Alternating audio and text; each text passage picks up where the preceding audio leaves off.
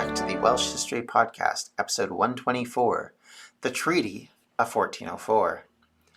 We've talked last time about the reasons for the French to take up arms on behalf of the Welsh rebels. The French themselves were in a bit of a bind because, and this is something we really haven't talked about yet, the victory of the Percys at Homildon Hill, which effectively destroyed the ability of the Scots to carry on a war against the English, created a circumstance where one of the main allies of France during the wars with the English had been defeated. And not just defeated, but effectively had most of their military leadership either killed or captured. Most of the knights in Scotland had been at that battle, and so they were lost to the Scots. And only just a couple of years after this date, the heir apparent of Scotland, Prince James, was captured in 1406 and would not be released from English custody until 1424. This meant that the Scots were without military or political leadership to mount any sort of challenge to England. This also meant that most of the opposition came in the form of unsanctioned raiding and high seas piracy in Scotland and from Scotland, rather than from the government-approved alliance. This meant that a war on two fronts, which might have been exactly what the Welsh needed to force the English to the peace table, could not happen. Without the pressure to the north, you have to imagine Henry was in reasonable shape to direct resources against the Welsh, and thus the Welsh didn't have any reasonable allies to go to on the island to assist them. I think this is part of the reason why the Percy Rebellion was significant to Glyndŵr, as instead of external pressure, you now have internal pressure. The finances needed to fight what might have turned into a two-front war would likely have bankrupted Henry, and almost did anyway. And as well, it gave Glyndŵr the opportunity to have someone else in the north who was putting constant pressure on the English. Divided forces, as any rudimentary study of military history will tell you, have a very difficult time responding to things if they're continually having to run north and south. And the reality of it was, at this point, is for the most part, the English were already reacting to the Welsh incursions and not actually being proactive. But if there's no other enemy to fight, then all of a sudden you could have a point where the English catch up financially, and from a tax perspective and from a military perspective, that they could then turn it on the Welsh, and there would be not very much that the Welsh could do to defend themselves. That's the kind of thing that we're looking at in this circumstance. So it makes perfect sense why Glyndŵr would go to the French. And we've talked a little bit about this, but I want to get in further depth on some of this today. And so Glyndŵr had to send for help and hope that the French would commit enough to the campaign to allow him to gain the independence for Wales. So when his ambassador, Griffith Young, and the Bishop of Bangor arrived in France, he knew he needed their help, and he knew the French were the best suited country to assist them in war. Of course, the only neighbor that was independent and had the military in stock, if you want to put it that way, to actually put themselves into this war in an effective method. You have to remember that in medieval Europe, you don't have a lot of superpowers or a lot of very big countries. Most of them at this point are broken up and split from what we imagined. There was no Germany. It was a fiefdom of petty kingdoms that made up what was called the Holy Roman Empire. Italy was not a country. It was broken up into many different city-states and small nations. And Spain, at this stage, is still divided between the Christians and the Muslims, and they're effectively at war at this point to try and reconquest the area. So there's no really good alternatives for the Welsh at this point. Really, France is the only major country that can actually help them in Europe, and that's a major reason why they turn to him. And obviously, the French and English have been fighting for years now, and so there's a lot of hostility on both sides, and there's a lot of reasons why they would want to do this. As mentioned last episode, for a variety of reasons, the French were at peace with the English, but, as I said, we're still at a hostile level. Those that supported the English in the French court were on the decline, which worked out well for the Welsh. The Orleanists were now in the ascendancy, and that gave them an opportunity. It may come as a surprise to Owen to learn that the French government was eager for an alliance. Of course, he may have understood the dynamics of what was going on politically, but the likelihood is he may not have realized how advantageous it had gotten for him. One of the biggest things being the death of Charles the Bald in April meant that there was no strong Burgundian to sort of defend their slightly more pro-English side of things. And because of that, they now had an opportunity to get something they may not have gotten only 2 months previously. Some scholars gave a couple of other reasons. One, Owen had already been working with the French, and they may have built up good relations over the last year as Welsh forces grew more and more successful. Nothing breeds friendship like success together. I mean, let's be honest. And there had been French forces involved already. So obviously there was a desire, at least within some in the court, to help them. And the French also likely remembered the service of another Welsh Owen, Owen Redhand, who had been loyal to the French until his death, and someone they had supported to try and take back Wales on a couple of occasions. It had been 25 years since Owen was killed, so few but the old-timers would have actually have known him, but his reputation had led him to be called Owen of Wales by the French, Yvain de Gales. He was something of a mythical figure on both sides of the English Channel. Certainly amongst the Welsh he was legendary, and certainly amongst the French there must have been a degree of legendary nature about him. So other than an alliance of some sort, what did the Welsh want? In return, what did the French want or expect of their erstwhile allies? The Welsh request was actually pretty simple. They needed swords, shields, and general arms as well as men. Without the weapons and manpower, Glyndŵr had been unable to carry on a war to actually take over area. You have to understand, Wales is a small country with a small population. Even going as far back as this period, they are massively to the minority versus the English. And so there isn't going to be an endless supply of men and material.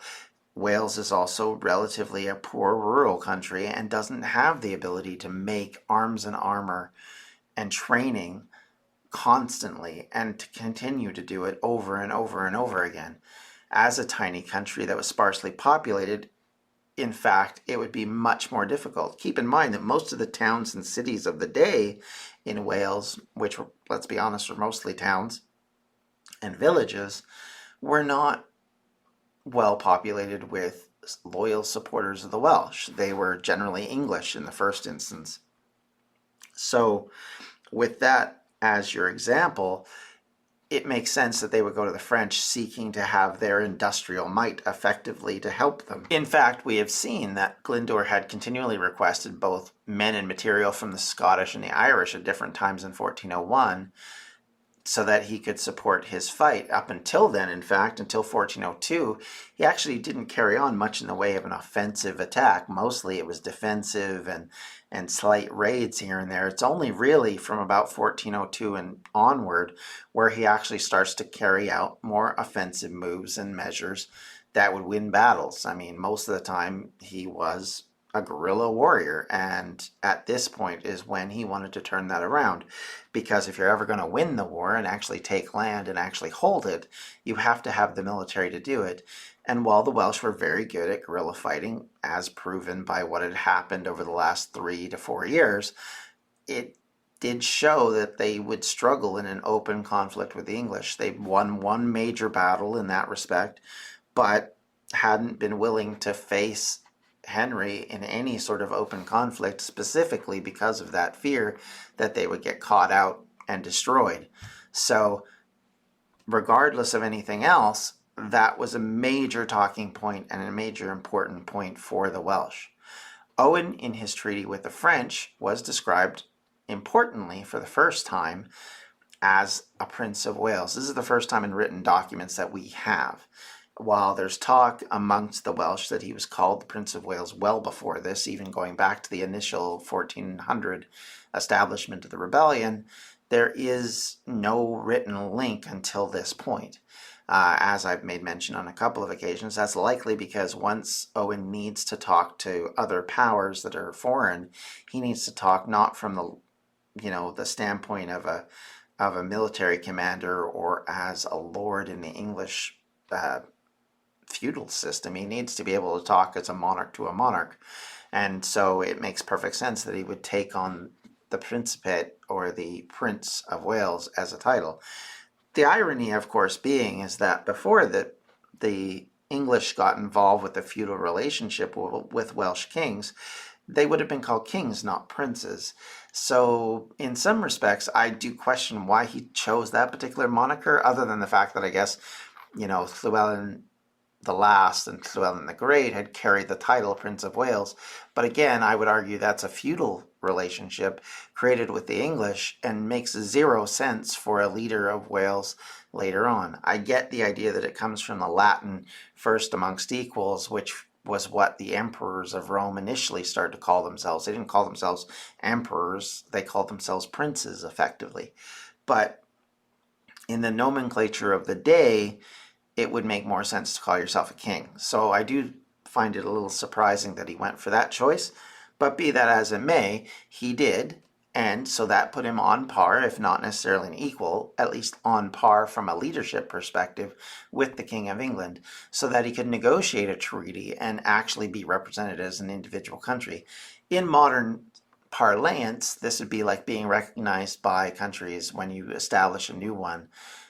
To have that kind of recognition helps you to justify your existence.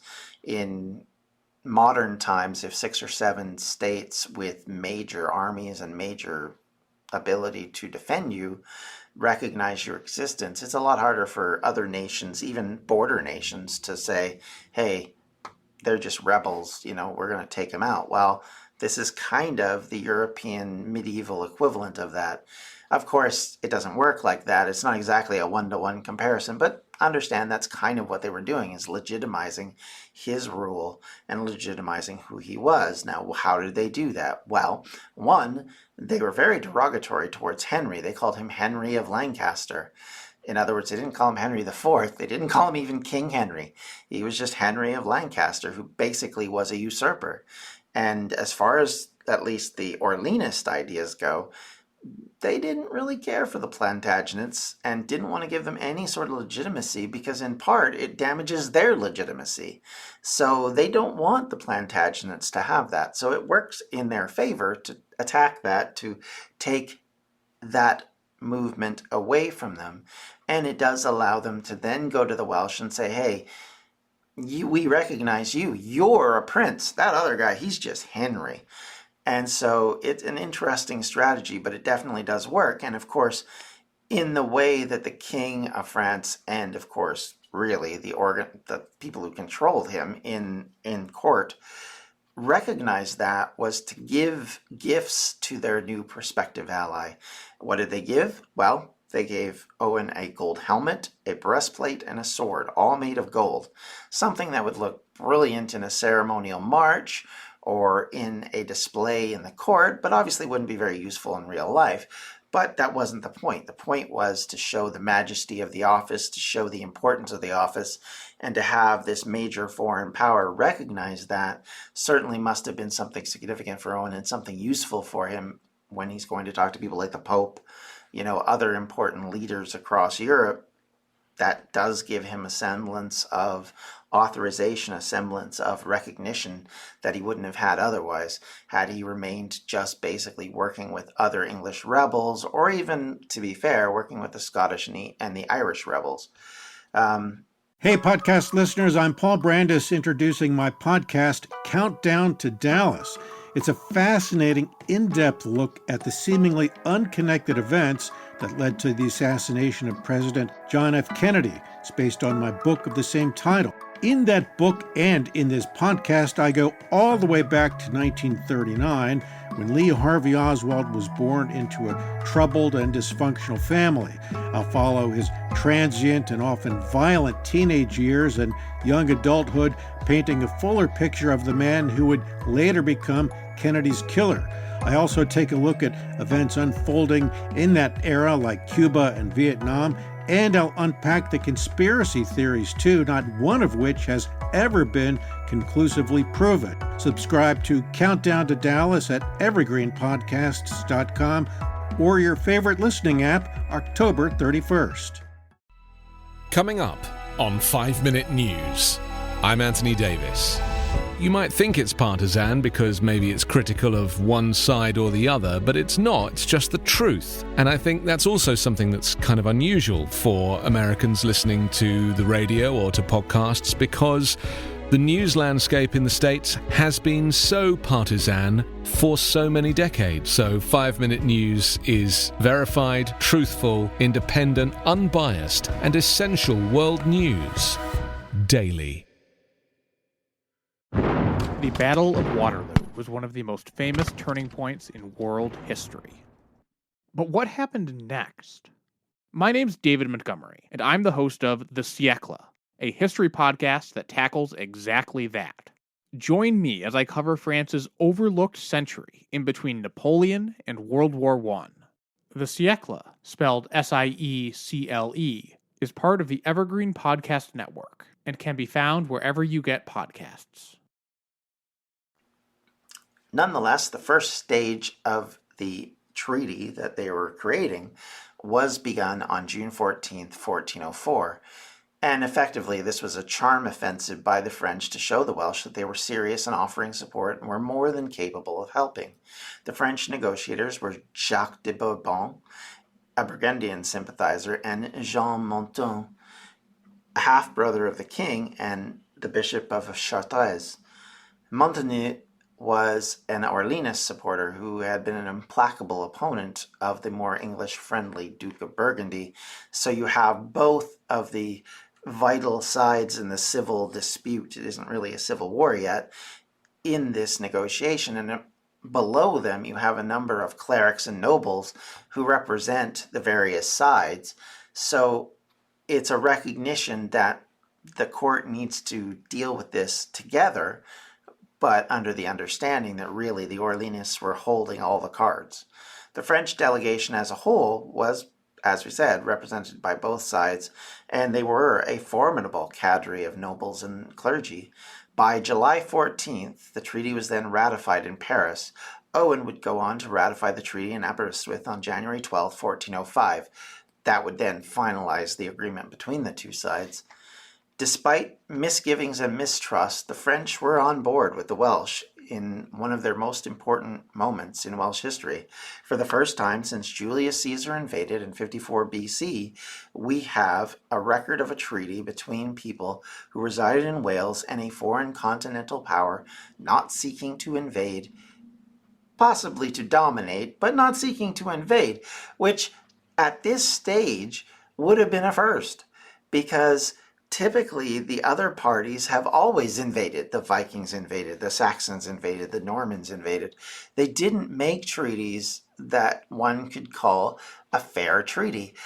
There were points when they made agreements. I mean, you think of Alfred and his negotiations with Gwynedd and Dove and the areas of Deuddbarth, but the reality is that typically it was mostly about how can we dominate you and how do we control you, and more importantly, how do we steal the land that you have.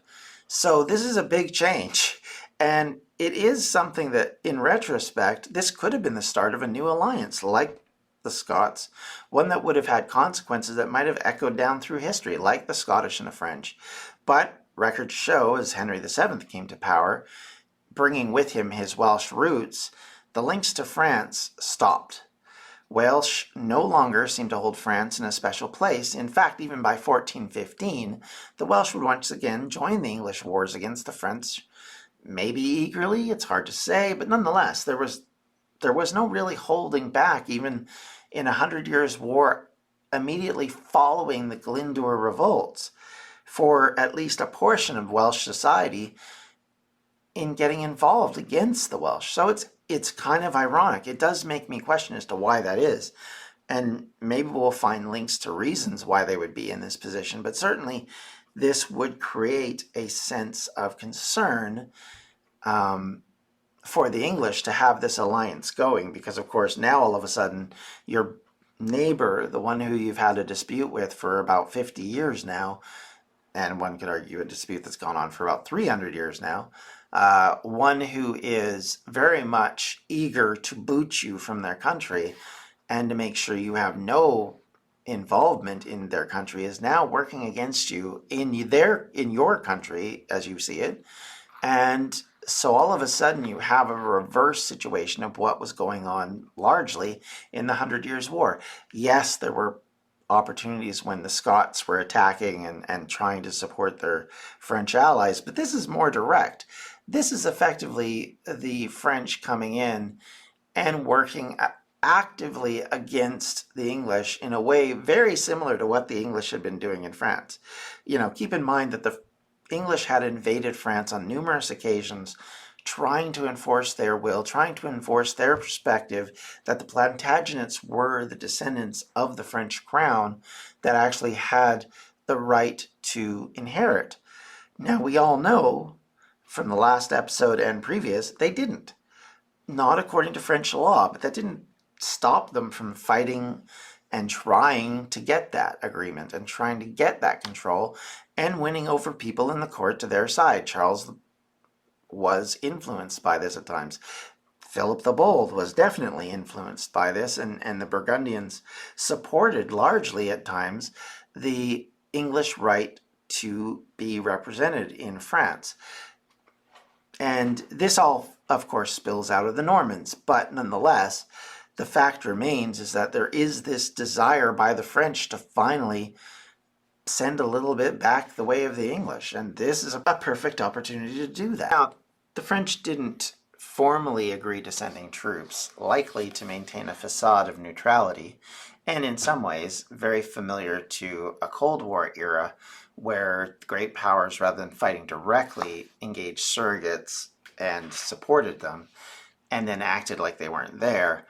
This was a very similar respect. You can see that if you look at what happened in Afghanistan in the 1980s, and also importantly in Vietnam and in South Korea and North Korea, where you had Soviet troops involved in assisting certain powers and certain countries, and you had American troops and American intelligence helping various people on the ground in Afghanistan. So those kind of things happen, and they definitely happened here. Now, even as they didn't send troops, agree to send troops as such, their facade of neutrality was just that, and it was pretty clear that they were actually all in. They sent ships through the latter half of 1404 to harass English shipping and naval vessels. They were ferrying men from France to Wales across the Channel, which likely included shipments of arms. This is not the signs of someone who's maintaining neutrality. This is not the signs of someone who is not involved in the war.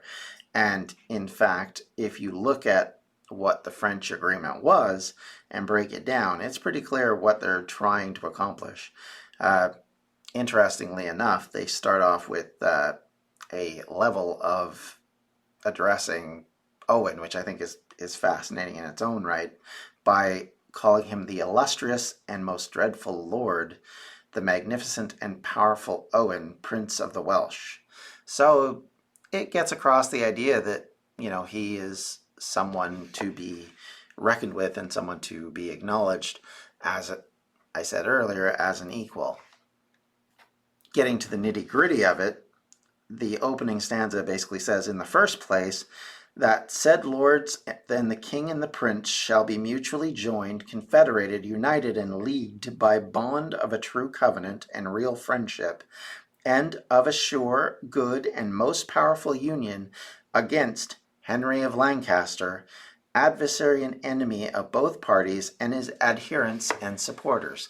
Again, going back to the recognition that they did not call him Henry IV, or even recognize in any way, shape, and form that he was deserving a position of power or recognition as an equal. Throughout the treaty, there are representations and discussions about how to respond to those who support Henry, be they Welsh or French, because keep in mind there are French supporters of the English even amongst some of the people in court, and how best to deal with them.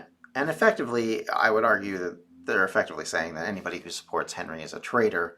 The Orleanists obviously are very much not happy with Henry in this point in time due to his mistreatment of the former Queen of England, as well as just his general sense of ignorance towards them and insult, whereas obviously the Welsh have slightly bigger fish to fry when it comes to this situation. But they also discuss the idea of, when entering negotiations with the other side, that peace treaties won't be signed by one party, that they have to be agreed to, that both sides have to talk about it. And they do go through this quite a bit. And I think a clause which has been pointed out by academics as being very important says, and again, that one of the lords and the king and the prince aforesaid shall not make or take truce nor make treaty with the aforementioned Henry of Lancaster, but that the other might be included if he wished in the same truce or peace, unless he is united or did not wish to be included in the same truce or treaty. And he shall determine concerning such refusal or rejection, who wish to treat for the said truce or peace within a month after the one shall have signed said truce or treaty by his letters patents sealed by his seal. So the other big key to all of this was not only would the French support the Welsh, they would also attack shipping. They would seize any trade that's coming from England, which again goes back to the commentary about one of the big things they did right off the bat was start to attack English shipping in the English Channel. And as well, they also agreed to act as spies for one another on behalf of each other, which again would give them an opportunity to make sure that Henry's movements were understood, that they knew, especially on the water, what he was up to, because of course even now the English have a reasonably sized navy and can pretty much do things that the Welsh cannot do. So having that intelligence would be very important and very significant in trying to deal with things.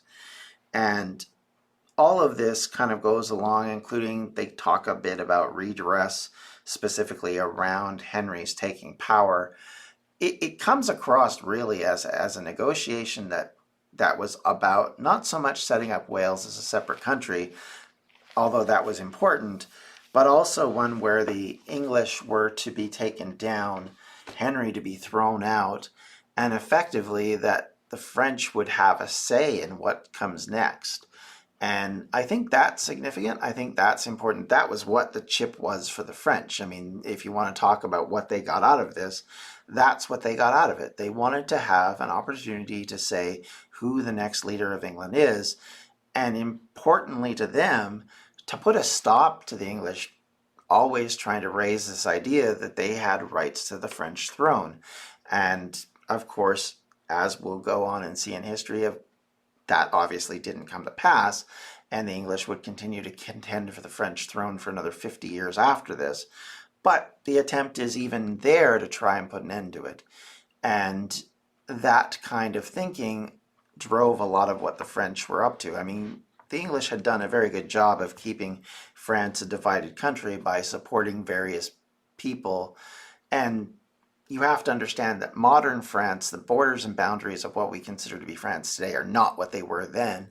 And in fact, they were very lucid and fluid at times, to the point where, depending on who was in control and who was in power, large portions of what would be considered the country of France were in the hands of the English, including Paris at times. So you can understand that the French paranoia and wanting to put an end to this definitely strongly influenced their reasoning. And for the Welsh, as much as I think they didn't necessarily care about that.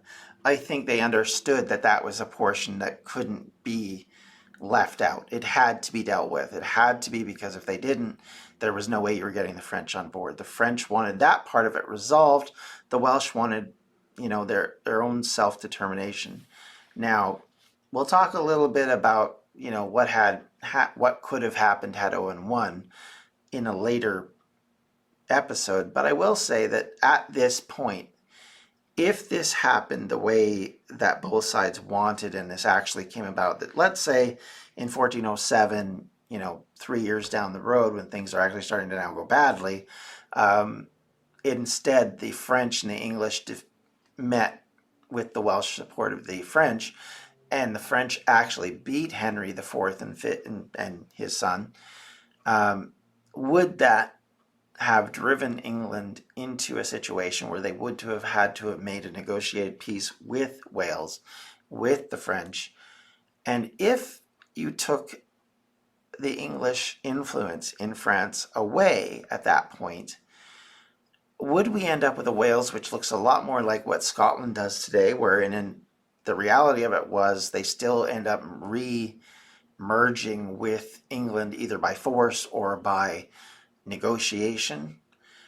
Or do we get a situation where all of these smaller Celtic nations end up surviving into the future and actually remain independent of England going forward?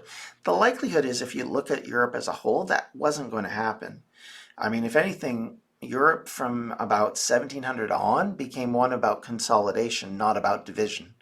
And so much of the territory got gobbled up. France becomes France, Prussia becomes Germany, inheriting all the various smaller kingdoms in that process. Italy unites into one country. Austria-Hungary becomes a major power in that process. Russia becomes Russia instead of a number of different fiefdoms and petty kingdoms. There's so much consolidation going on. It's hard to argue that in that circumstance you wouldn't get an England, Wales, Scotland, and Ireland, which combines into one united kingdom. But how it would have happened and what the divisions would have been may have been very different from what we think of and what we saw. And imagine having the Cross of St. David represented in the Union Jack instead of there being nothing, because by that point England and Wales had been united into England and there was no separate country of Wales.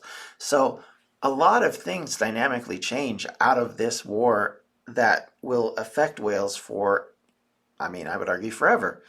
But certainly the aspect of a French-Welsh victory may have had on the English as a whole in creating a very different kind of representation and negotiation and working with and against. It would have been interesting to see whether that would have still happened, or whether realistically the English ability to outgun, outclass, out-armor themselves against the Welsh would have simply meant that they would have ended up like Ireland, where they would have remained dominated again later on down the road. Again, that's all speculation. Don't have answers, but it is something, like I said, we might look into a little bit as sort of an alternative at one point. But just keep that in mind, that this was what the objective of the French was, to put an end to the English ability to try and control the French court. Something they had been doing pretty much for ever since the Duke of Normandy had a son out of wedlock, effectively, who became the Duke who invaded England. And ever after that, set up a situation like this where there was this conflict between these two sides over who was going to run. Conversely, could you imagine what the world would look like if England and France had been one nation? The Kingdom of England and France, or whatever the actual name would have been, had the English actually won the day in the 100 Years' War. How different would the shape of the world be? Because keep in mind, this is happening right before exploration of the New World comes about. We're only 90 years away from Columbus reaching, Hispaniola, or what we now call Haiti and Dominican Republic. That entirely changes the dynamic of the world and gives a new ground in which for England and France to fight over. what happens if those two countries are united and instead of fighting over it, they're actually combined going in together? How different would the world be if instead of having French support for Spain or, an England which is English speaking, we have a largely French speaking world? Because guess what?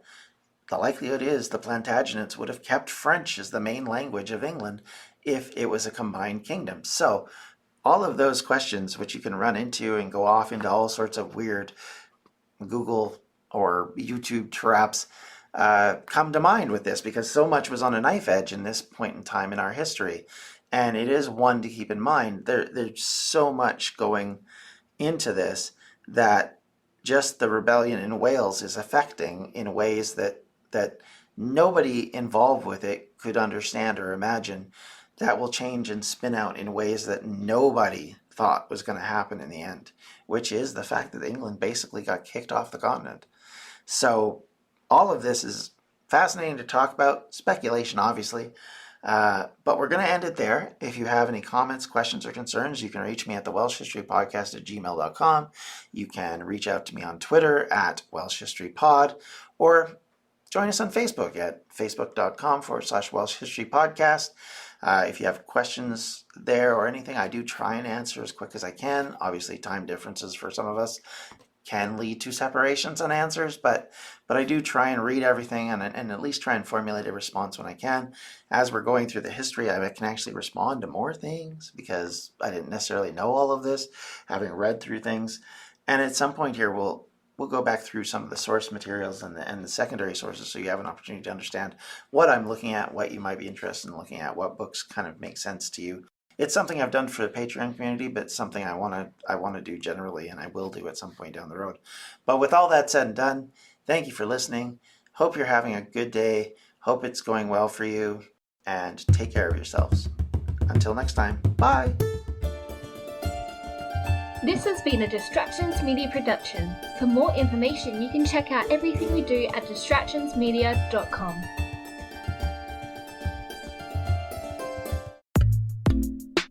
Hi, I'm Nikesh Ragani, commentator and host of the India on 99.94 podcast. Several times each week, my co-host Sarah Waris and I will be bringing you the very best in Indian cricket chat, whether we're discussing the legend of Jhulan Goswami, KL Rahul's strike rate, the men's T20 death bowling woes, or the latest controversy involving the BCCI, we've got you covered. You can listen and subscribe via your usual podcast provider. Just search for India on 99.94. You can watch us via YouTube, and you can download the 99.94 app. If you love Indian cricket, then join our conversation.